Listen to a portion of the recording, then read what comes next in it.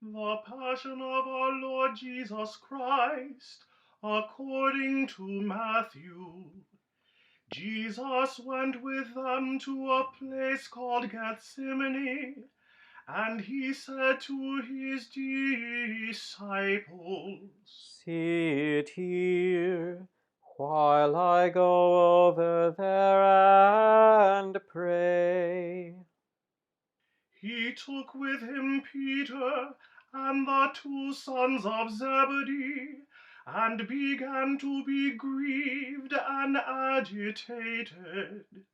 Then he said to them, "I am deeply grieved, even to death. Remain here and stay awake with me." and going a little farther, he threw himself on the ground and prayed. "My Father, if it is possible, let this cup pass from me. Yet not what I want, but what you want." Then he came to the disciples and found them sleeping. And he said to Peter, "So could you not stay awake with me 1 hour? Stay awake and pray, that you may not come into the time of trial. The spirit indeed is willing, but the flesh is weak." Again he went away for the second time and prayed.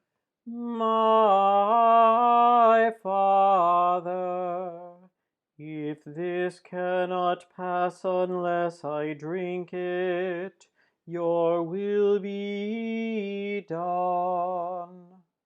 Again he came and found them sleeping, for their eyes were heavy.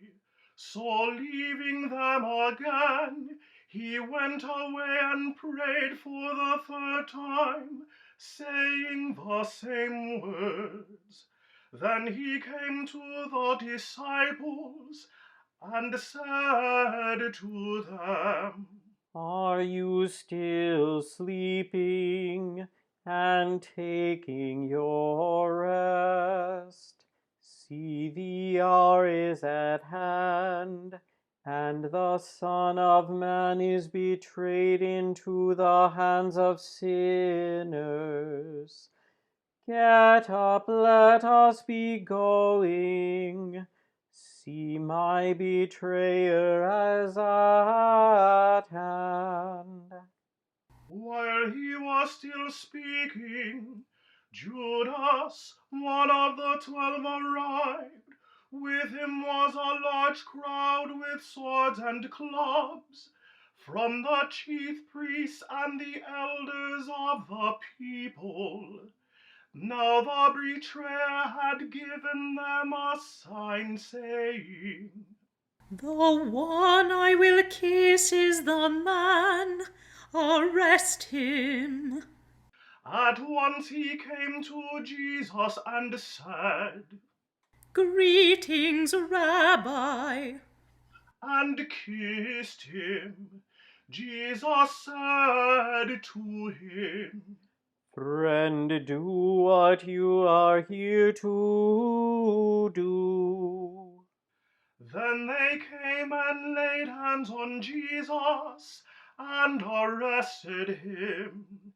Suddenly, one of those with Jesus put his hand on his sword, drew it, and struck the slave of the high priest, cutting off his ear. Then Jesus said to him, "Put your sword back into its place, For all who take the sword will perish by the sword. Do you think that I cannot appeal to my Father, and he will at once send me more than 12 legions of angels?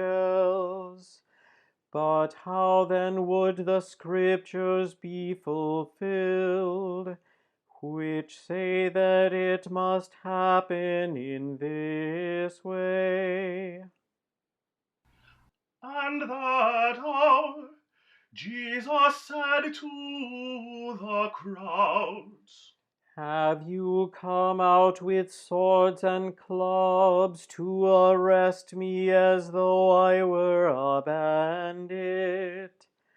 Day after day I sat in the temple teaching, and you did not arrest me. But all this has taken place, so that the Scriptures of the prophets may be fulfilled. Then all the disciples deserted him and fled. Those who had arrested Jesus took him to Caiaphas the high priest, in whose house the scribes and the elders had gathered. But Peter was following him at a distance, as far as the courtyard of the high priest. And going inside, he sat with the guards in order to see how this would end. Now the chief priests and the whole council were looking for false testimony against Jesus, so that they might put him to death. But they found none, though many false witnesses came forward. At last two came forward and said, This fellow said, I am able to destroy the temple of God and build it in 3 days. The high priest stood up and said, Have you no answer? What is it that they testify against you? But Jesus was silent. Then the high priest said to him, I put you under oath before the living God. Tell us if you are the Messiah, the Son of God. Jesus said to him, You have said so, but I tell you, from now on you will see the Son of Man seated at the right hand of power, and coming on the clouds of heaven. Then the high priest tore his clothes and said, He has blasphemed. Why do we still need witnesses? You have now heard his blasphemy. What is your verdict? They answered, He deserves death. Then they spat in his face and struck him, and some slapped him, saying, Prophesy to us, you Messiah. Who is it that struck you? Now Peter was sitting outside in the courtyard. A servant girl came to him and said, You also were with Jesus the Galilean. But he denied it before all of them, saying, I do not know what you are talking about. When he went out to the porch, another servant girl saw him, and she said to the bystanders, "This man was with Jesus of Nazareth." Again he denied it with an oath. "I do not know the man." After a little while, the bystanders came up and said to Peter, "Certainly you are also one of them, for your accent betrays you." Then he began to curse, and he swore an oath. "I do not know that man." At that moment the cock crowed.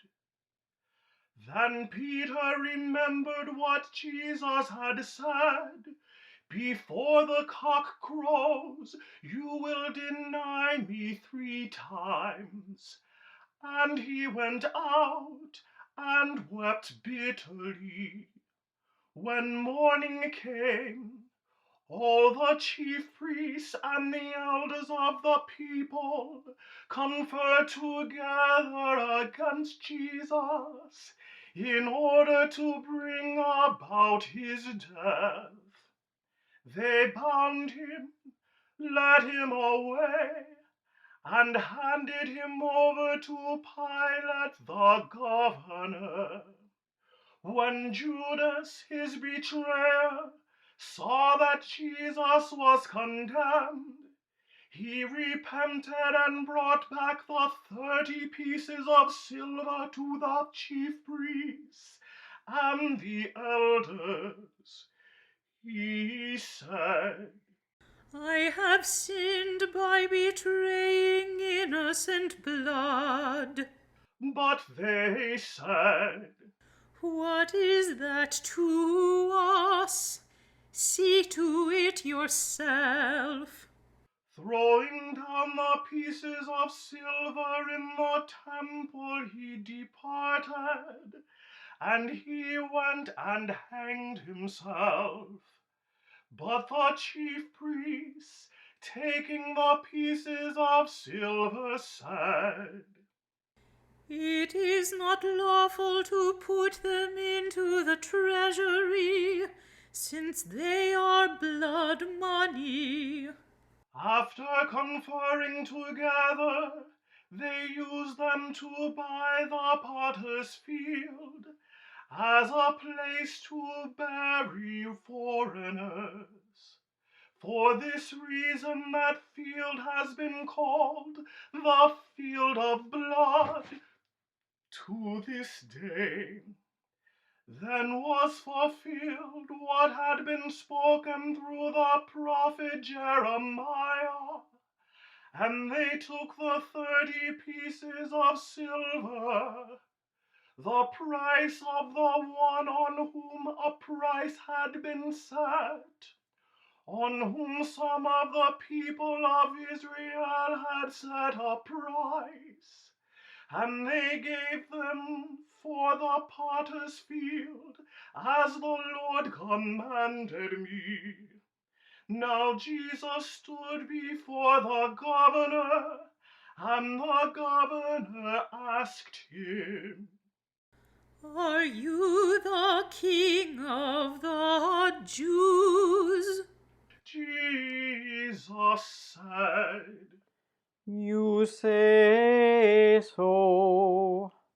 but when he was accused by the chief priests and elders, he did not answer. Then Pilate said to him, "Do you not hear how many accusations they make against you?" but he gave them no answer, not even to a single charge, so that the governor was greatly amazed. Now at the festival, the governor was accustomed to release a prisoner for the crowd anyone whom they wanted. At that time they had found a notorious prisoner called Barabbas. So after they had gathered, Pilate said to them, Whom do you want me to release for you? Jesus Barabbas, or Jesus who is called the Messiah? for he realized that it was out of jealousy that they had handed him over. While he was still sitting on the judgment seat, his wife sent word to him. Have nothing to do with that innocent man, for today I have suffered a great deal because of a dream about him. Now the chief priests and the elders persuaded the crowd to ask for Barabbas and to have Jesus killed. The governor again said to them, Which of the two do you want me to release for you? and they said, Barabbas. Pilate said to them, Then what should I do with Jesus, who is called the Messiah? all of them said, Let him be crucified. then he asked, Why, what evil has he done? but they shouted all the more, Let him be crucified. so when Pilate saw that he could do nothing, but rather that a riot was beginning, he took some water and washed his hands before the crowd, saying, I am innocent of this man's blood. See to it yourselves. Then the people as a whole answered, His blood be on us and on our children. so he released Barabbas for them, and having flogged Jesus, handed him over to be crucified. Then the soldiers of the governor took Jesus into the governor's headquarters, and they gathered the whole cohort around him. They stripped him and put a scarlet robe on him, and after twisting some thorns into a crown, they put it on his head.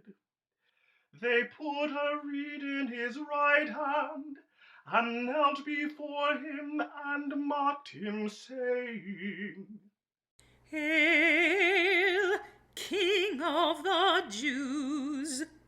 They spat on him, and took the reed and struck him on the head. After mocking him, they stripped him of the robe, and put his own clothes on him. Then they led him away to crucify him.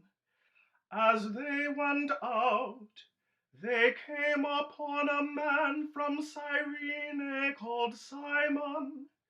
They compelled this man to carry his cross. And when they came to a place called Golgotha, which means place of a skull, they offered him wine to drink mixed with gall. But when he tasted it, he would not drink it. And when they had crucified him, they divided his clothes among themselves by casting lots.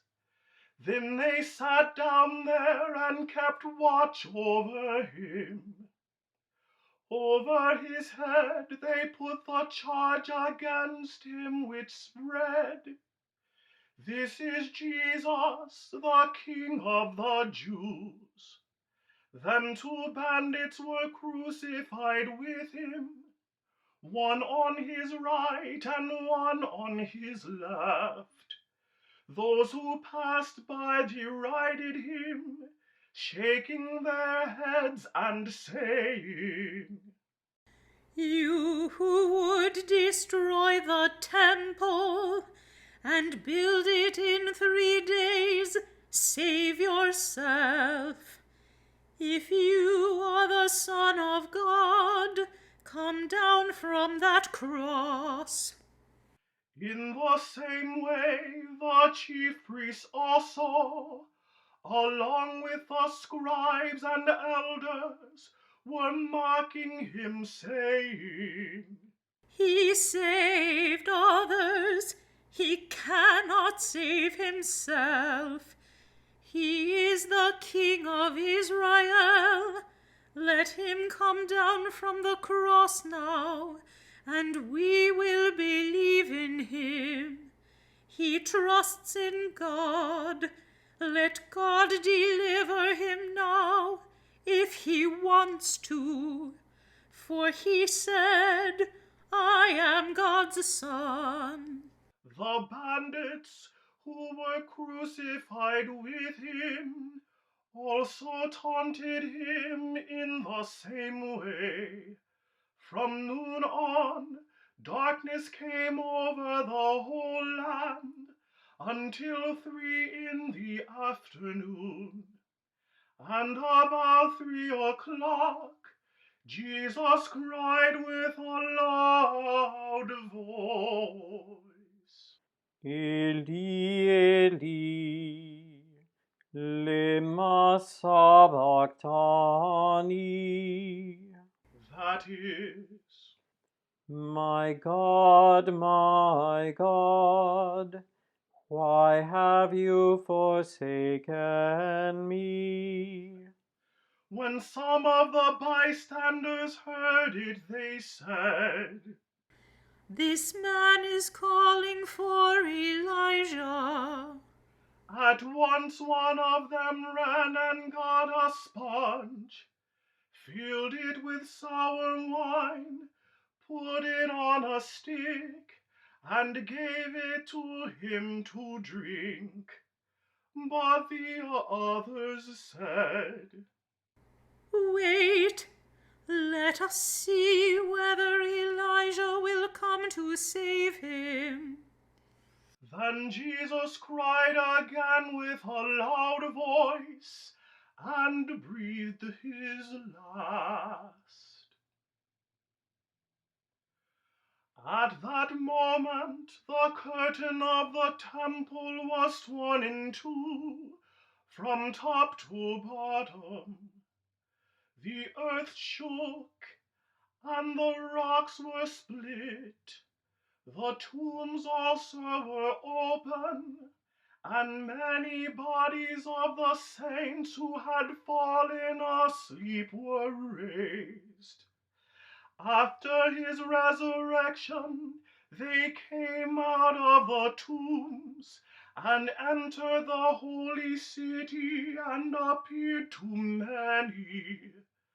Now when the centurion and those with him who were keeping watch over Jesus saw the earthquake and what took place, they were terrified and said, Truly, this man was God's son.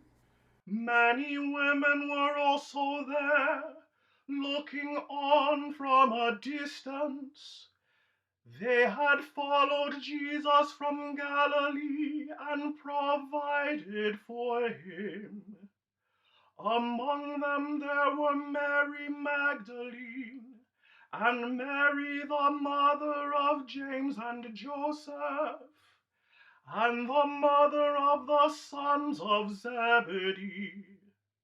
When it was evening, there came a rich man from Arimathea. There came a rich man from Arimathea named Joseph.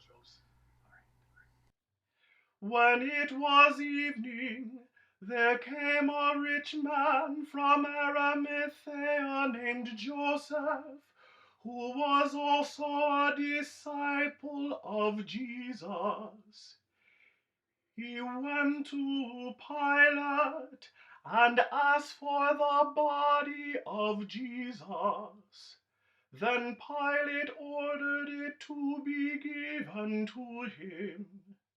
So Joseph took the body and wrapped it in a clean linen cloth and laid it in his own new tomb, which he had hewn in the rock. He then rolled a great stone to the door of the tomb and went away. Mary Magdalene and the other Mary were there, sitting opposite the tomb.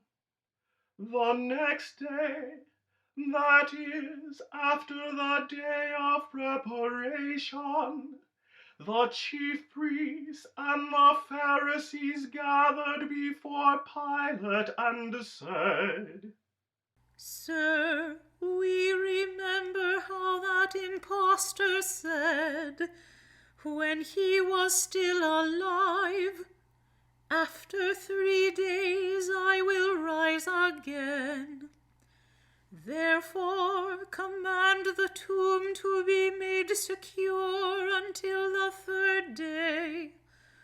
Otherwise his disciples may go and steal him away and tell the people, "He has been raised from the dead," and the last deception would be worse than the first. Pilate said to them, "You have a guard of soldiers. Go make it as secure as you can."